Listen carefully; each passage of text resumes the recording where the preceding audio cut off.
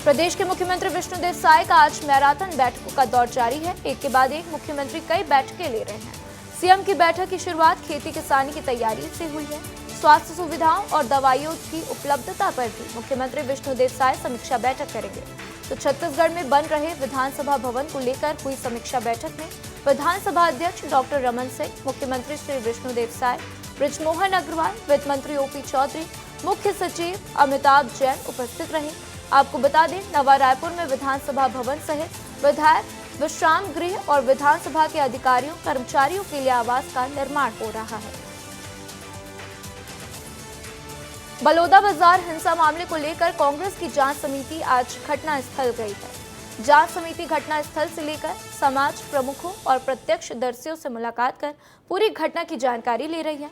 आपको बता दें, पीसीसी ने पूर्व मंत्री शिव डहरिया के नेतृत्व में 3 सदस्यीय समिति का गठन किया है। कांग्रेस ने बताया है कि 7 सदस्यीय टीम हर बिंदुओं पर गंभीरता से जांच कर रही है। तो वहीं शुक्रवार को भूपेश बघेल भी अपनी टीम के साथ घटना की जांच करने वाले हैं। बलौदाबाजार हिंसा मामले पर सियासत गहराती जा रही है। बीजेपी के एक के बाद एक नेता मीडिया के सामने कांग्रेसियों पर हिंसा भड़काने का आरोप लगा रहे हैं। छत्तीसगढ़ सरकार के मंत्री रामविचार नेताम ने कहा है कि घटना में कांग्रेसी नेताओं का कहीं न कहीं हाथ है। रामविचार नेताम ने तंज कसते हुए कहा कि सरकार उच्च स्तरीय जांच करवा रही है। जांच के बाद सभी चेहरे बेनकाब हो जाएंगे। तो वहीं कांग्रेस की जांच समिति के बलौदाबाजार जाने पर रामविचार ने कहा कि कोई भी अगर कानून हाथ में लेने की कोशिश करेगा तो सख्त कार्रवाई की जाएगी। देखिए, जांच के बाद सभी चेहरे जो है वो बेनकाब हो जाएंगे। अभी जांच आने दीजिए, फिर इसके बारे में उच्च स्तर पे जो जांच चल रही है उसका आने जांच रिपोर्ट के बाद ही कुछ कह पाना उचित होगा। देखिए, इस प्रकार की संभावना से हम इनकार नहीं कर रहे हैं, फिर भी जो भी कानून को अपने हाथ में लेने का कोशिश करेगा वो कानूनन उसके खिलाफ जो है कार्रवाई तो होगी। प्रदेश कार्यालय कुशाभाऊ ठाकरे परिसर में छत्तीसगढ़ के सांसदों की बैठक हुई, जहां प्रदेश के सभी सांसदों से वन टू वन चर्चा हुई है। बैठक में लोकसभा चुनाव का फीडबैक लिया गया।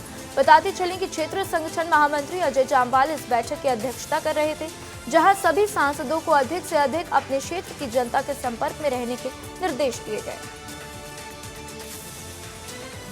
राजनांदगांव जिले में फिर से ईडी ने धमक दी है, जहां 2 गाड़ियों में ईडी छापा मारने पहुंची।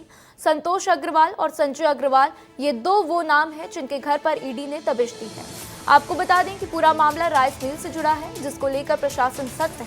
फिलहाल सभी अधिकारी अपने घर के अंदर मौजूद हैं। तो खबर सरगुजा की, जहां शांतिपारा में तहसील के सामने NH-43 के पास प्रशासन का बुलडोजर चला है। आपको बता दें, गोचर भूमि पर लोगों द्वारा अवैध कब्जा कर दुकान बनाया जा रहा था, जिस पर प्रशासन ने सख्ती दिखाते हुए संज्ञान लिया। बताते चले कि सरकारी जमीन पर अवैध निर्माण करने वालों को 2 बार नोटिस भी जारी किया गया था, जिसके बाद भी निर्माण कार्य नहीं रोका गया। 5 दुकान था, NH से सटी हुई ज़मीन थी और शासकीय ज़मीन थी, गोचर मत की ज़मीन थी। तो विधिवत अतिक्रमण हटाने का नोटिस दिया गया था। 2 बार नोटिस दिया गया था, 2 बार मौका दिया गया था। और दोनों ही बार में जो अतिक्रमणकारी थे उन्होंने अपना कब्जा नहीं हटाया था। तो आज जो है तहसीलदार की टीम और पूरी पुलिस की टीम और पूरे प्रशासन की टीम के साथ में मौके पर उपस्थित होकर कब्जे को हटाया गया। शांतिपारा बतौली से NH से बिल्कुल सटा हुआ जो सरकारी ज़मीन है उस पर अवैध अतिक्रमण का मामला सामने आया था। ग्रामीणों के द्वारा शिकायत आया था।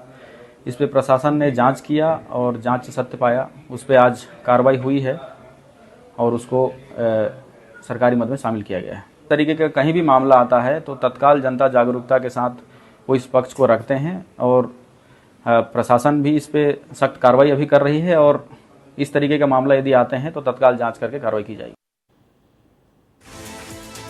तो बलरामपुर से सनसनीखेज खबर सामने आई है, जहां भारतीय जनता पार्टी युवा मोर्चा के नेता राकेश गुप्ता ने अपनी पत्नी के साथ आत्महत्या कर ली है। पुलिस के मुताबिक मृतक दंपति ने बुधवार दोपहर जहर खा लिया था। घटना की जानकारी मिलने पर परिजनों ने दोनों दंपतियों को वाड्रफ नगर अस्पताल पहुंचाया, जहां डॉक्टरों ने दंपति को अंबिकापुर मेडिकल कॉलेज रेफर किया है, लेकिन रास्ते में ही दंपति की मौत हो गई। दोनों पति पत्नी की आत्महत्या के बाद से क्षेत्र में शोक की लहर है, तो पुलिस पूरे मामले की जांच में जुटी हुई है। बहरहाल पुलिस ने शव के पोस्टमार्टम के बाद से परिजनों को सौंप दिया है। दोपहर सूचना मिली कि हस्बैंड वाइफ ने जहर खा लिया है, जिसके बाद परिजन उन्हें हॉस्पिटल ले गए। पुलिस घटनास्थल पर पहुंची और जांच शुरू कर दी है। अभी पीएम कराया जा रहा है। पीएम रिपोर्ट के बाद आगे की कार्रवाई की जाएगी। परिजनों से पूछताछ किया जाएगा। गौरेला पेंड्रा मरवाही जिले के पेंड्रा नगर में बना एकमात्र उद्यान इंदिरा गार्डन अपने बदहाल व्यवस्था की मार झेल रहा है। गार्डन में लगाए के झूले टूट चुके हैं, जगह जगह कचरा पसरा है और पूरा पार्क शराबियों का अड्डा बन चुका है। गार्डन की सुंदरता बढ़ाने के लिए लाखों रुपए खर्च कर फाउंडेशन यहां पर फाउंटेन लगवा रहा है, जो अब शोपीस बनकर रह गया है। पर्यटकों के आकर्षण के लिए नौका विहार की शुरुआत की गई थी, जिसकी हालत बद से बदतर दिखाई दे रही है। बाथरूम में पानी की व्यवस्था भी नहीं है, पीने की व्यवस्था नहीं है, कचड़े फैले हैं, पॉलीथीन वगैरह हैं। पे अभी आए देखे पूरा एक चक्कर लगाए उद्यान का, तो यहाँ पे कहीं पे भी एक जानवर का वो बना हुआ है, लेकिन टूटा पड़ा है उनका क्वार्टर, लेकिन एक भी जानवर यहाँ पे मौजूद नहीं है। कोई भी जानवर देखने को नहीं मिला। यहाँ तक देखो पूरा झूला वूला टूटा है। पहले हम आया करते थे ना, पूरा झूला सब नॉर्मल था, पता नहीं कैसे टूट गया है, पूरा मूड बिगड़ गया है। मरवाही पुलिस की शराब तस्करी पर बड़ी कार्यवाही देखने को मिली है, जहां पर पिकअप वाहन समेत ब्रांडेड शराब की खेप को जब्त किया गया है। जब्त की गई शराब की 181 पेटियों में लगभग 1420 लीटर की शराब बरामद की गई। आपको बता दें कि वाहन की चेकिंग में टोल की पर्चियों समेत जो कागज मिले, उससे तस्करी का कनेक्शन एमपी और सरगुजा से जोड़कर देखा जा रहा है। मामले की जानकारी मिलते ही जिले के एएसपी ने अतिरिक्त पुलिस अधीक्षक की मॉनिटरिंग में साइबर की टीम को भी आरोपियों की धरपकड़ में लगा दिया है। पिकअप की जब हम लोगों ने तलाशी ली तो उसमें अलग अलग ब्रांड्स के लगभग 150 पेटी शराब हम लोगों को मिला हुआ है और उसकी हम लोगों ने जब्ती की है। और ये कहाँ के ब्रांड्स हैं और कहाँ पर से ये आए हुए थे, इन सब चीज़ों की हम लोग जांच कर रहे हैं। हमारी साइबर सेल की टीम भी लगी हुई है कि जो गाड़ियाँ हैं वो कहाँ पर की हैं और जो दोनों आरोपी जो भागे हुए हैं और उनको कौन साथ देने वाले हैं, इसके संबंध में भी हम लोग विस्तृत जाँच कर रहे हैं। पंडरिया विकास खंड का हथमुड़ी सड़क मार्ग जर्जर हो चुका है, जिसके कारण बारिश में लोगों को काफी मशक्कत का सामना करना पड़ता है। हालत ऐसी है कि 20 वर्षों से सड़क बदहाली की मार झेल रहा है।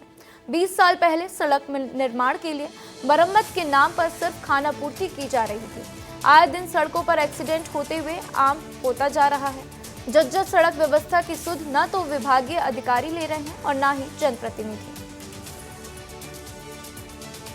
रोड ल बने 20 साल हो चुके हैं और सिर्फ मरम्मत के नाम में बजरी डलाते, जिन्हें 15 दिन भी नहीं ठीक है। और जो मजदूर है, श्रमिक है, ओखर आय के साधन भी एखर वजह से खत्म हो गए। आसपास कुंडा ल जोड़ते है, मुंगेली जोड़ते, अब कमाए के जरिया भी खत्म हो जाते भी एखर से, तो सब बहुत समस्या है। तो हम बता नहीं सकन, पैदल चलना बहुत मुश्किल है। अतका गड्ढा हो गए है कि बरसात में लइका मन 3 दिन 4 दिन से स्कूल नहीं जा पाए, बहुत परेशानी है। और यहाँ जाते ना मन कुंडा में कॉलेज है और अपन जब 12वीं तक के स्कूल भी है, बहुत परेशानी जाते। ऐसे हो जाते कि गाड़ी ला साइड करके उतर के गड्ढा ला नाप के जा सकते। और दिक्कत है कि बजरी ला के नदिया के पाट के चल रहे थे। बस आपके द्वारा जो रोड का नाम लिया जा रहा है, उसका मैं जब तक के निरीक्षण नहीं करूँगा, स्वयं जाके नहीं देखूंगा, तब तक के मैं आपको रिपोर्ट नहीं बता पाऊंगा, ना उसके बारे में बता पाऊंगा कि कौन सा पेज हमारा जो खराब है, उसमें कितने दिन का मेंटेन हुआ है, कितने दिन का नहीं हुआ है। पहले मैं निरीक्षण करूंगा, तभी मैं आपको जवाब दे पाऊंगा। सरगुजा जिले से एक सनसनीखेज मामला सामने आया है, जहां पर अनुकंपा नियुक्ति मिलने के बाद महिला ने अपने पति और बच्चे को छोड़ दिया। मामले पर अब पति ने अपनी पत्नी पर फर्जी तरीके से नौकरी पाने का आरोप लगा दिया है। युवक का आरोप है कि उसकी पत्नी सुलोचनी रजवाड़े ने खुद को फर्जी तरीके से कुंवारी बताकर नौकरी पाई है। अपनी पत्नी का नौकरी लगा अनुकंपा नियुक्ति फर्जी दस्तावेजों के साथ, और फिर बच्ची भी है और अब विवाहित होकर लगी है, जबकि शादी हो गया था। बच्ची भी है, एक तो 3 साल की बच्ची है। तो उसकी कागज जो आवेदन दिए हैं उसमें जांच की जाए, अब विवाहित होके लगी है और शादी हो गया था हम लोगों का। बच्चे को छोड़ के भी चली गई। उसने शिकायत ये किया था कि ये फर्जी तरीके से अनुकंपा नियुक्त इनको मिला है ऐसा करके। हाँ, तो इस संबंध में हम लोग का ये कहना था कि एक्चुअल में इस टाइप की नियुक्ति हमारे मुख्य अभियंता कार्यालय अंबिकापुर के द्वारा किया जाता है और उनके द्वारा जो जानकारी दिया गया है वो हमने कलेक्टर साहब को, एसी साहब को और मुख्य अभियंता कार्यालय को प्रेषित कर दिया गया।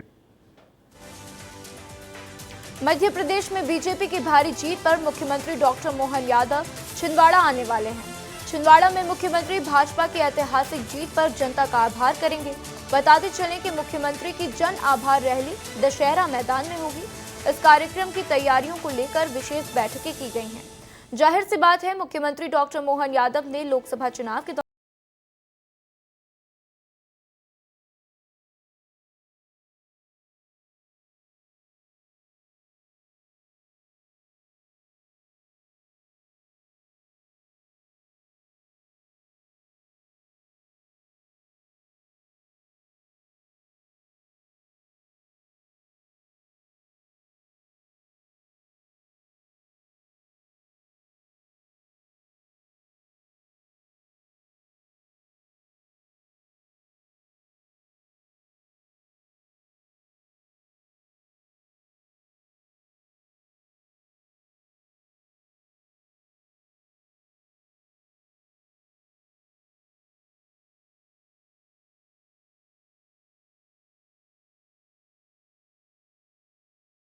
सर, ये हमने 2023 में कक्षा 12वीं प्रथम स्थान प्राप्त किए थे, जिससे हमें स्कूटी मिली।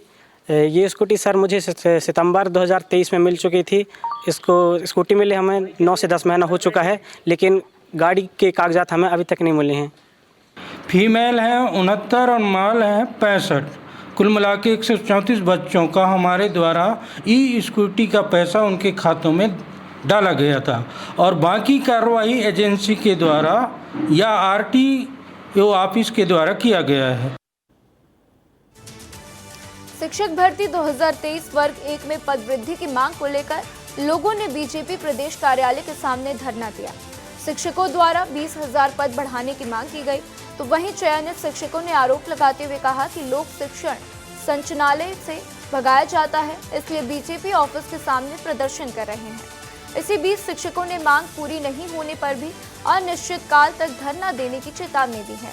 घेराव करने पहुंचे चयनित शिक्षक को लेकर भारी पुलिस बल भी तैनात किया गया, जिसके बाद से शिक्षकों को बीच में ही रोका गया है। दमोह वन मंडल में वन माफियाओं के हौसले दिनों दिन बुलंद होते जा रहे हैं।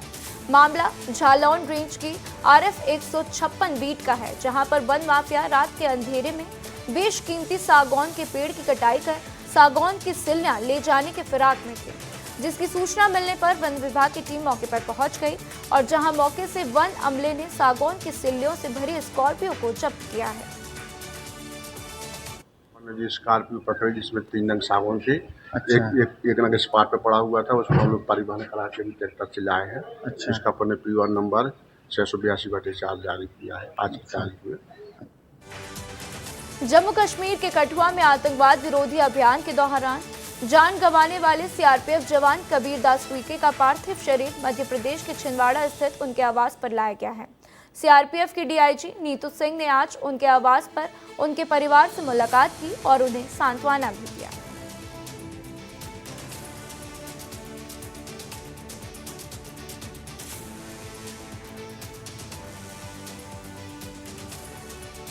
उत्तराखंड के बाद देश में दूसरी बार ऐसा हो रहा है कि चिपको आंदोलन किया जा रहा है। राजधानी भोपाल में पेड़ों को बचाने की मुहिम चिपको आंदोलन के जरिए शुरू हो गई है। स्थानीय लोग पेड़ों को बचाने के लिए सरकार से गुहार लगा रहे हैं। यहाँ तक कि लोगों का कहना है कि पेड़ों को काटने नहीं दिया जाएगा, भले ही वे खुद कट जाएंगे।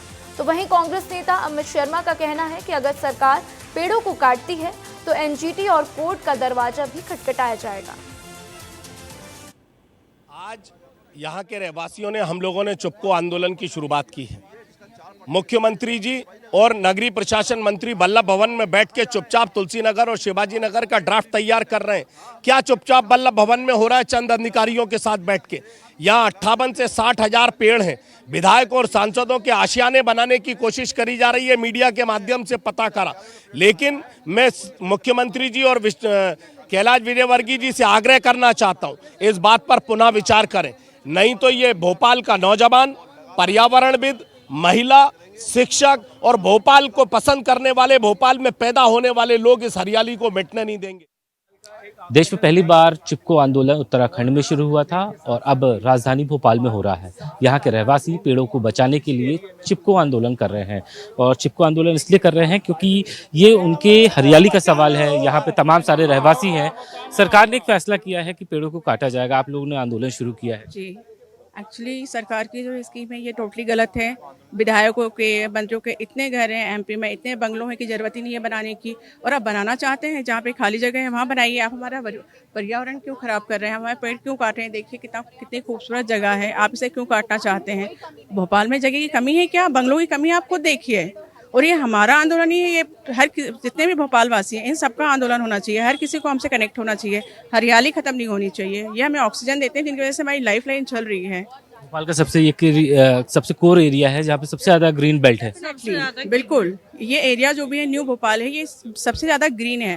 पहले यहाँ से माता मंदिर भी, जहाँ स्मार्ट सिटी बनाई वो भी हुआ करता था, लेकिन स्मार्ट सिटी के नाम पे सारे पेड़ काट दिए गए। ट्रांसप्लांट की बात की है, ट्रांसप्लांट कर दिए जाएंगे। प्लेन जो पेड़ है एक से दूसरी जगह लेकर जाए। पेड़ों को कहाँ ट्रांसप्लांट होता ही नहीं होता, इनको कहाँ करेंगे? स्मार्ट सिटी के इतने सारे कहाँ गए पेड़? उसकी भी यही बात हुई थी। एक भी लगे हैं आज आपने देखा? एक भी आपने पाम प्लांट लगा दिए, वो 100 प्लांट हैं, वो ऑक्सीजन नहीं देते हैं। आप लोगों ने चिपको आंदोलन शुरू किया है। देश में पहली बार उत्तराखंड में शुरू हुआ था और आज राजधानी में शुरू किया जा रहा है। चिपको आंदोलन जरूरी है। कहीं हम ये नहीं करेंगे तो हमारे यहाँ के पेड़ कट जाएंगे। और हम यहाँ बचपन से रह रहे हैं, हमारे पूर्वज रहे हैं, हमें बिल्कुल नहीं, हम कट जाएंगे, पेड़ नहीं कटने देंगे। तमाम रहवासी हैं जो सरकार के फैसले का विरोध कर रहे हैं और ये कह रहे हैं कि पेड़ कटने नहीं दिया जाएगा, भले ही वो खुद कट जाए। कैमरामैन राकेश माकोरिया के साथ विवेक पांडे, विस्तार न्यूज भोपाल। नीमच के खानाखेड़ी गांव में अवैध रेत उत्खनन को लेकर प्रशासन ने बड़ी कार्रवाई की, जहां पुलिस ने 4 मशीनें, ट्रैक्टर समेत 30 ट्राली को जब्त किया है।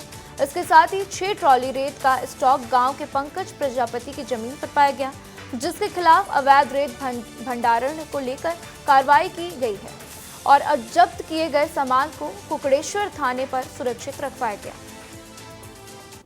इस वक्त हम नीमच से 50 किलोमीटर दूर जो खानखेड़ी गांव है, जो मनासा तहसील के क्षेत्र में आता है, यहाँ पर मौजूद हैं। यहाँ पर जो यह गांधी सागर बांध का जो बैकवाल है, यहाँ पर प्रशासन ने एक बड़ी कार्रवाई को अंजाम दिया है। यहाँ पर जो राजस्व विभाग, पुलिस विभाग और खनिज विभाग ने संयुक्त टीम ने यह कार्रवाई को अंजाम दिया है। यहाँ पर बड़ी मात्रा में जो है यहाँ से रेत को निकाला जा रहा था। प्रशासन ने यहाँ से जो 4 ट्रिमर को जब्त किया है, इसके साथ ही 30 ट्राली रेत जब्त की है और जो 4 ट्रैक्टर के माध्यम से जो अवैध रूप से यह खनन किया जा रहा था और रेत निकाली जा रही थी, जिसको ले जाकर जो 4 ट्रैक्टर ले जा रहे थे उन्हें भी प्रशासन ने यहाँ पर प्रशासन की टीम ने जब्त किया है। आप देख सकते हो कि यह जो ट्रिमर है, यह जो करीब 5 लाख रुपए की कीमत बताई जा रही है, इसे 4 ट्रिमर को यहाँ पर खनिज विभाग और जो संयुक्त रूप से कार्रवाई की जा रही है उसमें यह जब्त किए गए हैं। यहाँ पर अभी एसडीएम, तहसीलदार, पटवारी सहित जो पूरा तीनों विभागों का अमला यहाँ पर मौजूद है और यह कार्रवाई को अंजाम दिया जा रहा है। मेरे सहयोगी के साथ मैं बबलू किलोरिया, विस्तार न्यूज। मुरैना जिले से एक हैरान करने वाला मामला सामने आया, जिसने पुलिस के भी होश उड़ा दिए। तो यहाँ एक पुलिस आरक्षक ने खुद के अपहरण होने की नौटंकी की है और पत्नी को फोन कर 40 लाख रुपए की फिरौती मांग ली है। तो महिला ने सबलगढ़ थाने में जब इसकी शिकायत की तो पुलिस विभाग में हड़कंप मच गया, जिसके बाद से पुलिस ने पुलिस आरक्षक और उसके दोस्त को राजस्थान के करौली से पकड़ लिया है। बातचीत हुई है तो अभी बहुत स्पष्ट रूप से बता नहीं पा रहे हैं, पर वो किसी प्रकार की जो तमाम जगह पे चर्चा चल रही है कि उनसे फिरौती मांगी गई और ये सब बेबुनियाद है। प्रथम दृष्टया मामला संदिग्ध लग रहा है और ऐसा लग रहा है कि जो है कहीं ना कहीं ये जो आरक्षक है इनकी इसमें कुछ ना कुछ भूमिका है। तो अगली खबर ग्वालियर से, जहां निजी स्कूलों में मनमानी फीस वसूली का मामला सामने आया है। मनमानी कर रहे स्कूलों पर कलेक्टर रुचिका सिंह ने बड़ी कार्रवाई की है। उन्होंने फीस न लौटाने वाले 3 स्कूलों पर 2 लाख रुपए का जुर्माना लगाया। जिन स्कूलों पर कार्रवाई हुई उनके नाम हैं सेंट जोसेफ, कॉर्मेल कॉन्वेंट और रामश्रेय स्कूल। तो तीनों स्कूलों ने 10% से अधिक फीस बढ़ाई।